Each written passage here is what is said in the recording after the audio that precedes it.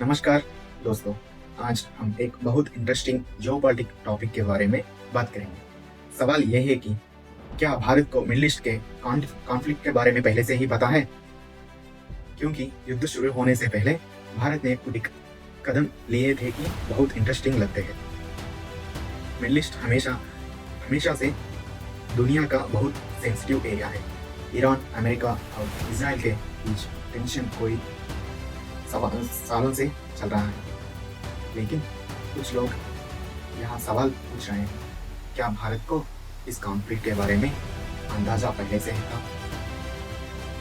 चलिए कुछ घटनाओं को देखते हैं। युद्ध से पहले भारत के लीडर्स ने गल्फ कोऑपरेशन काउंसिल लीडर्स को मीटिंग में बुलाकर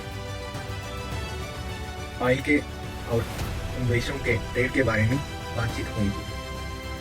और हमारा देश इनके देश इस साल के बजट में ईरान को जीरो दी। 2025 तक 100 करोड़ का डेवलपमेंट प्रोजेक्ट ईरान के चाबहार पोर्ट में हो रहे थे। वो एक हमारा स्ट्रैटेजिक लोकेशन था, लेकिन इस साल में हमने जीरो दी। और इस समय में इस युद्ध के पहले हमारे देश ने इस साल के बजट में चाबहार को कुछ भी नहीं दिया।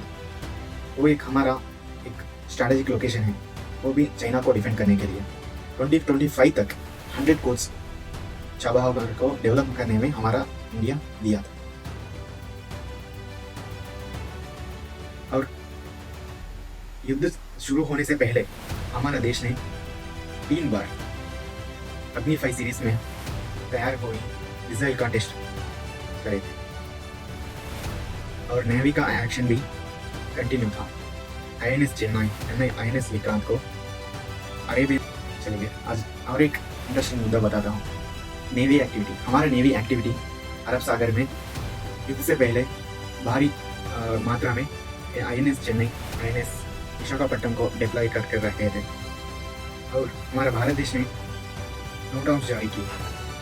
अक्टूबर से नवंबर महीना एंड तक हमारा देश नोट ऑफ जारी कर एक युद्ध का चेतावनी दी थी। और एक बड़ा मुद्दा इकोनॉमी। इस 2026 बजट में हमारे देश ने हमारे पड़ोसी देशों को 1 रुपया तक नहीं दी थी। वाकई में इस मुद्दों पर बात करना चलता है। इस सवाल पर आपका आंसर क्या? कमेंट में लिखिए। Thank you for watching this video. धन्यवाद। जय हिंद, जय भारत।